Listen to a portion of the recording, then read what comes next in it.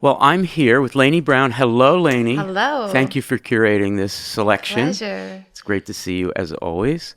And Joe Park, my colleague, whom I've seen, 2-3 times in the last 2 years. Usually we see each other on a weekly basis, but it's good to see you. Thank you for joining us. Yeah, it's great to leave my house. You left your house and then you walked down Locust Walk at the University of Pennsylvania and you joined us. But then there is, roll out the red carpet, Timothy Yu, who came all the way from Madison, Wisconsin to join us today. We are honored, Tim. This is, I think, your second or third appearance in a ModPo video. Thank you. Yes, thank you so much. I'm excited to be here. So this is going to be great. We're going to be talking about a poem in this book by Sawako Nakayasu. It's called Some Girls Walk into the Country They Are From. It's a really wonderful, innovative book. I was so exhilarated this morning about this book that I spilled my coffee on it. And I'm not going to, the FCC does not care about ModPo videos, but I'm not going to use the F word, the F-bomb that I used this morning this precious copy. So Laynie has brilliantly picked a poem, and we're hoping that viewers of this video will fall so head over heels over what Sawako is doing in this book that they will go from this poem to so many of the others. Help me here, Laynie, they are sometimes prompted by writing through other texts. They're sometimes then followed up by translations of colleagues. This one was actually translated into Japanese by a colleague, and that's acknowledged here. There's some double writings through, like Robert Frost via another poet. Am I missing some other modes? I guess that radical ideas around translation and versioning and collaboration and rogue translation is something that's in all Sawako's work. And this one is so many proliferations of collaboration in innovative ways. Right. Yeah. Perfectly put. And also, because it's girls, all the poems have some girls in them. There is this unity that kind of works against the various modes of unoriginality or, conceptual borrowing or whatever that's in here. So we have Girl Soup. And Girl Soup, it was written and then performed on a podcast, Poetry Now. And then when the book was published, a little, what do we call this, an index or a diary or an account of the poems separately, staple bound, appears in the book. And it's very difficult to read because she just lists the order in which they were written. It's like a diary of the pieces, including pieces she didn't include in the book, which makes you, hanker for more. And then when you get to this, and it's hard to find, Girl Soup, you find out that it says, Girl Soup after a day with family at Target. So whether that affects our reading of it, I don't know. But first, what we're going to do is, courtesy of the podcast Poetry Now and the Poetry Foundation, which put it up, we're going to hear Sawako Nakayasu recite or perform Girl Soup, and then we'll talk about it. Girl Soup. I get tired of being the one to make all the decisions, so when they ask me where I want to eat, I say that I don't care, I'd eat anything at this point. Next thing I know, I'm face to face with a bowl of girl soup, and I just can't bring myself. Some of us at the table are in a hurry to eat the soup. They are specifically trying to eat the girls quickly because they seem to know that if you wait too long, they turn into cyborgs or robots, and those are harder to chew. I can see that some of the girls are still alive and perhaps would like to be extracted from the soup, but when I squint, I see that there are girls all over the floor with varying amounts of soup clinging to their clothes. You didn't think they were naked, did you? And so there goes that idea. Just at the moment I think I'm running out of options, something comes over me and I take a deep breath and I do it. I jump right in there, that bowl of girl soup. No one is checking IDs or questioning my size or gender or race or voter affiliation, and I quick round up all the girls in the bowl into a large huddle. We have now obliterated 2 major problems. Huddled together, we are too large to eat, and also we've taken care of the problem of the eater.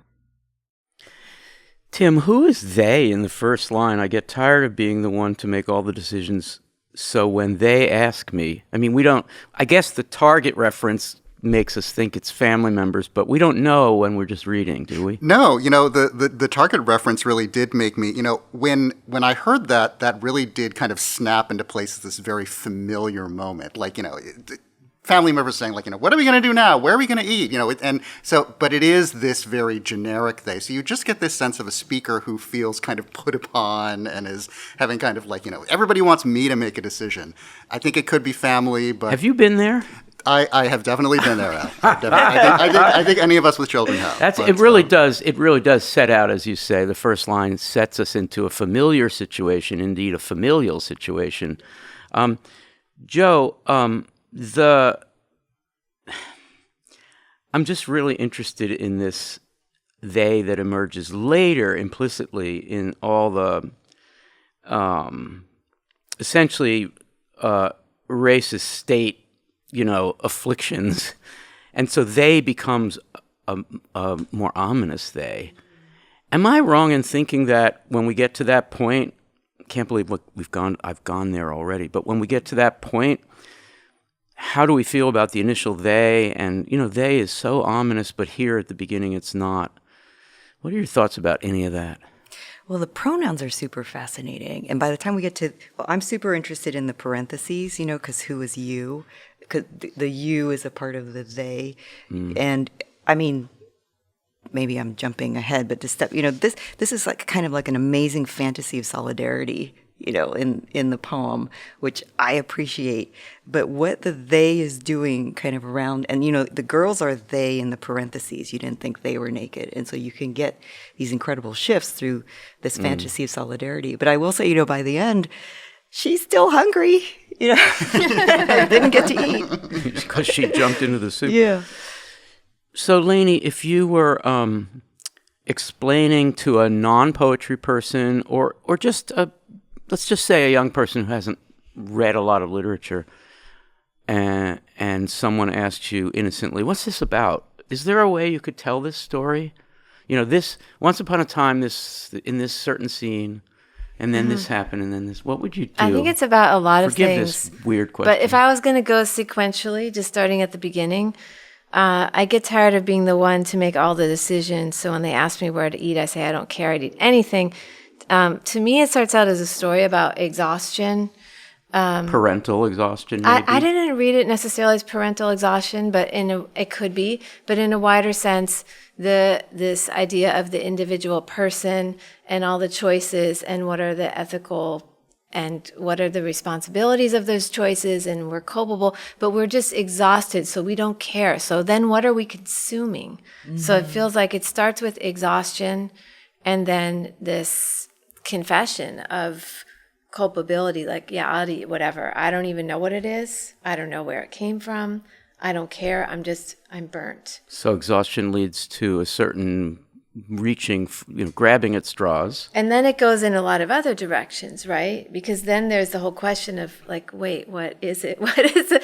How do we get from alphabet soup to girl soup? And that's precisely why I framed it somewhat ridiculously as a non-poetry person or a young, literarily inexperienced person, because what they want to know from you, Laynie, or from any of us is, okay, how can poetry work this way? I realize that this person is exhausted, but that doesn't mean you should think sloppily about narrative and what happens after what happens. And it's not sloppy, it's inclusive.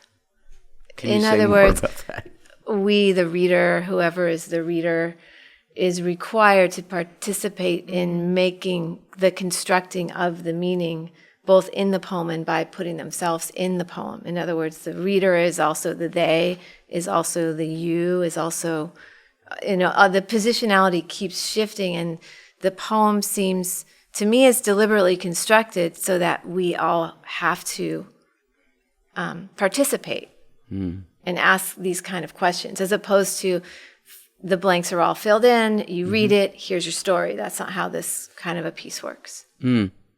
Tim, there's, following from what Laynie just said, there is a almost traditional poetic turn or revelation. Something comes over me. Something that happens in a lot of poems, really since the Romantics. there's a moment of turning. There's a moment of realization, and then all shit hits the fan. Or, I guess it's almost a Wordsworthian moment. It becomes radical. It becomes surrealistic. Things happen. So can you describe that? Something comes over me and help us figure out, in the sense of Laynie's job a minute ago was to try to explain why a poem can do this. So let's continue on that. Yeah, thinking about turns in the poem is really interesting because to me there's a couple of sort of turns or surprises in the poem. And actually to me the first one is maybe it's the obvious one. I'm face to face with a bowl of girl soup. And it's that at that moment where to me the poem kind of it starts off with a seemingly very kind of mundane situation, maybe it's parental exhaustion or whatever. And then there's this kind of turn like, oh, where are we now? Why are we talking? What's girl soup? What's happening? And then I think the something comes over me is where we go from a kind of surrealistic turn. I want to eat something, and what I'm given is girl soup, and now I'm kind of diving into the soup. I'm plunging in. I'm becoming implicated in it in some way. I'm now in the soup. And so to me, that moment is a kind of moment where we enter into some kind of depths of the situation. The situation could be a kind of, strange or absurdist situation, but now it seems like it's something more serious, But there's also still that one thing that really strikes me about the poem is that interesting tension between the very kind of serious themes that we've been talking about and the tone. It's a funny poem. There's this humor and lightness to it, and how do we reconcile that with the something's coming over me, I'm kind of diving into this, and there's kind of this depth to the situation. So yeah, that turn to me is really interesting because I think it's the moment where we move from this is kind of a fun poem to wait, something darker is happening. All right, Joe, I guess it's time to turn to that something darker. You described it a few minutes ago as, was it a utopia? I can't remember the phrase you used, but it was sort of blissful, either escape from, momentary, I don't know, it's an escape from, let's just say that, using imagination and the kind of surrealism of the poem suddenly as a way of turning against or going away and bringing the people you love with you, it seems, into this large huddle where no one is checking IDs, questioning my size, gender, race, or voter affiliation. So here's the question. We know what it's an escape from because she tells us. But how is it an escape? And why is it consistent, as Tim is implying, with the fabulous, ecstatic comedy of the whole idea, especially when we know it's like after a day at Target? Yeah. Is that the moment when you can escape the racist state and keep people from, assuming things about your race? Yeah, it's actually, building on your question about that you gave to Tim about the turn, I suddenly was like, oh, it's a sonnet. It's like sonnet form because you have the couplet at the end. The two in the sonnet poses the problem. We have the volta. The something comes over me. It's lopsided. It's heavier on top.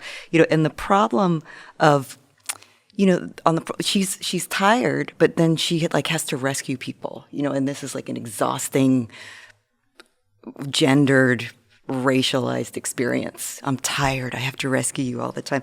Obviously for me, I see boat people, like in the girl soup, I see I see refugees, I see desperate, especially when we get to the state. But when you get to, we have now obliterated two major problems. Thinking about the sonnet form, is that kind of, the Shakespearean couplet resolution? Can we just get out of here, through the form of the poem? But we know, as I said, but she's still tired. She's still hungry. It's like, it's cool, but it's not going to happen. So what is the source of the coming over me? We know imagination is, maybe poetry is. In other words, how do we get there? Something comes over me, Laynie, and I take a deep breath. So breath is always associated with poetry, right? And I do it. What's it in doing it? outside of the narrative, I mean. And am I wrong in implying a meta-poetic thing? Poetry can help me get out of this, solve these problems. Yeah, no? I think it's both yes and no. I think that it is the jumping in the soup, and the jumping into the girl's soup is this another shift where she realizes the speaker is part of it. So I'm not just looking at it, I'm it. Mm-hmm. So I'm going to jump in it instead of objectifying it, or instead of seeing it as separate. I'm going to become a part of it. And then the utopian part is the collectivity of, if the girls band together, they're too big to get eaten. And then, oh, I'm not the eater now. I'm the one who might be eaten. So it doesn't solve the problem, but it does create this utopic solidarity. Possibly a familial unity, possibly if we're reading it hard on, the day at Target. Because you usually don't take, I'm not reading it that way just because it's girl soup, right? Yeah. And her family's not all girls. Oh, you mean autobiographically Right, I'm not speaking, reading it that way. Yeah. Well, I mean, she's involved by the time she writes this in 2018. She's well into a book called Some Girls. So whether they're girls or boys, they're all going to be girls. I don't know. I don't think we need to do an autobiographical reading, but I see what you're saying. We need to be a little more imaginative about this. Right. And I feel like this moment about no one's checking IDs or questioning my size that is so sharp in different ways, depending on how you read it. Mm-hmm. Because one way you can read it is that no one's going to ask me what I'm doing about this. I have to do it, Mm-hmm. Like it's this, and then it's also this invisible moment of like, oh, I can sneak in and nobody will. It's so complicated.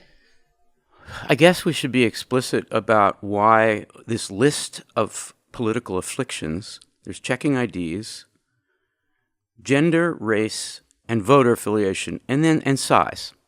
So I think we should talk pretty explicitly about Sawako here and elsewhere is dealing with, or others and others. Who wants to start with that? Well, I'll start with race because, if they start to turn into cyborgs or robots, that's a well-known Asian American affliction, turning into cyborgs and that kind of hardening, and also the problem I think you need to explain that a little more. Yeah, well, machine-like, unfeeling, right, the standard characterization, right, and inhuman. Of course, so Japanese film, schlocky film, B film in particular, grabbed sci-fi as quickly as it could during the Cold War, right? And so there's a sort of American reputational thing that is stereotypical. Yeah, racist absolutely. From that. Yeah. Oh, so you started with race. Okay. Who wants to go to gender, size, voter affiliation, IDs? Just to quickly, though, on the cyborgs or robots, I like that cyborgs or robots are harder to choose. So there's some resistance, right? In if we see that as an Asian American techno-orientalist trope, that the risk of that they're going to turn into robots kind of raises this risk of resistance that I think then is kind of fulfilled later on towards the end of that might cover check IDs too. Are you human or cyborg? I want to know. Mm-hmm. Yeah, exactly. You can't leave, taking that test yourself. You can't leave the store without proving to me. But you also become unpalatable. Exactly. Right. Inedible meaning. Yeah. Oh, got it. You can't be consumed. All right. Laynie? Size. Wow. Well, the interesting thing about size is that the speaker is just massively scale shifted, which is something that is in a lot of Sawako's work, especially that book Texture Notes, an earlier book, scale shifting, so human size, whatever that means, and then jumping into the bowl of soup. So in a way, it's kind of negating the idea of size as a thing. Mm-hmm. But when I look at the list of things, I mean, mostly it just seems like an intense anxiety about being kept out or kept in or, in danger, not safe because of these ways that a person could be identified. And maybe I'm just realizing in this moment that well, we don't know what the speaker is like. We don't know who the speaker is, and that seems deliberate. Can I just jump in about size? Yeah. I was so taken with this poem that I read this to my family at breakfast. Before you went to Target this morning? Yeah, didn't hit Target this morning, but my son, who's 9, was like, they would take a long time to eat a girl. And then, and then he was like, it would take and then he was thinking how long it would take to eat a cow. I don't know why. But, it's like He's a poet. But, it's that scale shift. Like, I think that's what's so amazing about this. But maybe I'll now go to gender, because that you didn't think they were naked, did you? I mean, it's direct. Okay, this is not sexual. We don't want this kind of sexualized view of these girls who are naked in the soup. And so it's kind of guiding us in an important way. The you would be, at that moment, the reader or anybody observing the situation who, at the end, I know we'll get to it, gets put in the same position as the eater, the potential eater. The problem of the eater is the problem of race and gender and ID checking. We should get back to that. So, Tim, let's put a couple things together. One is this cyborg robot,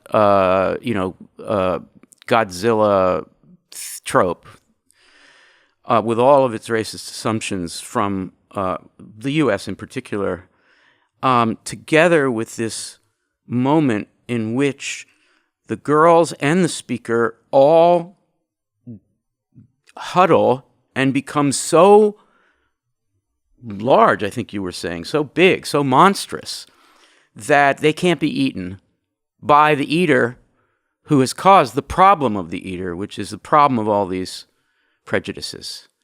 How am I doing there? And, what do we do with that? This is really quite a way of saying, girl power! We are going to become monstrous, turning the Godzilla trope around. Yeah. And I think huddled together, we are too large to eat works in that reading. That it's this vision of kind of solidarity, and if we all stick together, we can't be consumed. The phrase in the poem that I find the most cryptic is the last one. We've taken care of the problem of the eater. And so, I think you can read it as, okay, we're therefore able to resist the eater who represents kind of power, the state, or what have you. The issue with that, though, was that the speaker was the eater before, right? The speaker was the one sitting there trying to decide. Until the realization. Well, exactly, until the turn, and then the speaker jumps in and becomes part of what is to be eaten. And so, but what's interesting is that the speaker doesn't then, it just says, we've taken care of that problem. The speaker doesn't say, as you said, Al, the speaker didn't get to eat themselves, they didn't get to, they might still be hungry. It's just that we've taken care of the problem of the eater. Does that mean we've eliminated power? We've destroyed the eater? There's no eater anymore, we're all just in the soup? Does it mean that we are now kind of equal to the, Oh my God, Tim, you're brilliant. Oh my God, so I see what you're saying. Because of the flatness of that language, we've taken care of. Yeah. It could mean destroyed, which was my reading. Yeah. Or turned against and destroyed. It could also mean the subject-object separation has been united, and now we're both the subject and object of consumption. Yeah. Oh, that's a really dystopian read. Gosh, and this writing allows us to do that, doesn't it? Let's go around, all four of us, and offer final thoughts. I know we could talk. Well, we also know, I want to just say it for the record, that Sawako Nakayasu, who is just such a wonderful person and personality, is ready for this video, really ready to. The book has been much praised. I don't think it's been close read like we've just done. So I want to congratulate ourselves and shout out to Sawako. I hope you enjoy that reading. So let's just add 4 more final thoughts to this reading. Go anywhere you want. We certainly did not finish the job on this, as we couldn't, other than recommending that people read and buy first and read. This is Wave Books. Some Girls Walk into the Country They Are From. Love that title. Such a great title. Yeah. That's great. All right, who wants to offer a final thought first? I can go. Okay, Laynie. I want to stay on that last line because there is so much there. I I feel like we could spend the whole video on the last line if we wanted to. So one way I'm reading that we've also taken care of the problem of the eater is not really, it's kind of back to the whimsy, depending on the tone of it. Like, oh, we've taken care of that, meaning no, we haven't taken care of that. But it just makes me think about this idea of anybody can be who's part of a problem could also be part of a solution.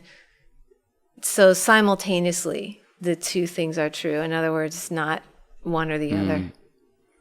Oh my, that's so good. We are all the problem and the solution. That's so good. I'm so sorry, Joe. I have to add a footnote or just a comment on that brilliant point, which I just want to underscore and italicize. That was so great, Laynie.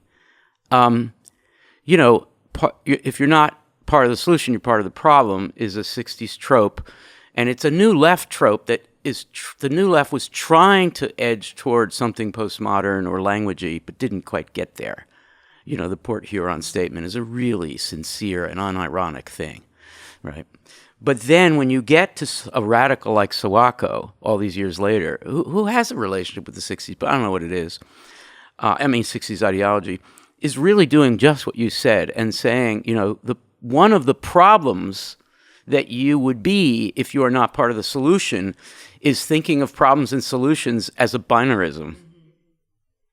And that this poem is saying, maybe to flat 60s radicalism, such as it is, the problem of the eater is a whole lot more than an eater and an eaten. I kind of ruined I took my final word. I think I still want one, but anyway, because I'm your host. Joe Park, final thought? I'll just say, this is wonderful, what everyone's saying. I'm learning, but just that word care in the final line, which is at the beginning, I say I don't care. So, there is quite a movement in the poem from I don't care to we've taken care, and however we've taken care of business, by the end of the poem. Yeah. That old idiom, I don't care. My mother, who's 92, says, I don't care for that. Oh, yeah. If somebody brings her a meal in a restaurant. But care is such a contemporary word. Mm-hmm. Oh, yeah. Yeah. Tim, final thought? Yeah. But that's great because in both cases, care is only used in kind of a negative way, right? It's like, I don't care or we've taken care of. Like, that's done. It's not care in the sense of sort of caring or sort of, protection in that way. Taken care of is kind of like, okay, we don't have to think about it anymore. So, but so much is kind of being sort of brushed aside in some ways by that statement, or like so much is kind of underneath that it's really interesting. I'm really wondering what happened to the rest of the people who are sitting at the table. Because, everybody is sitting at the table trying to eat this girl's soup, and then the speaker distinguishes themselves and dives into the soup. So we've taken care of the problem of the eater, but what about the other people who are sitting at the table? What happened to them? And, have they just vanished? Have they also been kind of absorbed into this solidarity? Do they stand outside it? I think the question of how does this poem open up into a more utopian or dystopian vision, I think depends a lot on, now that the speaker has kind of expressed that solidarity, what about everybody else? So that's kind of a question I'm left with. I love that. Well, I am going to take my second final thought just to conclude. A while ago, Tim used the word consumed to refer to the soup, to the eating. And of course, that's the right word, largely speaking, because whether or not you take the note that this was written after a day at Target with the family, she says in the note,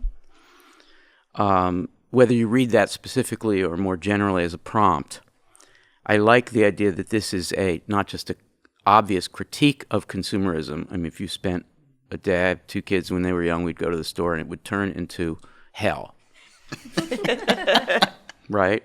And they were just being kids. And they would grab things and they would be, and then at these stores now, they serve food. Awful food. So I'm sort of deep reading that and then thinking about consumerism. And when you are smart and hip and sensitive and caring and talented as a poet, and you think about your own loved ones consuming stuff, you start to play on the crazy ideas that come from that. And so I think this is a poem about consumption and how it's not so easy just to not care for it. One might as well just go whole hog and jump into the thing that you're consuming. Go from there. Tim, thank you so much for joining us for this. Laynie Browne, thank you, and thank you for choosing the poem. What a brilliant poem. And Joe Park, thank you.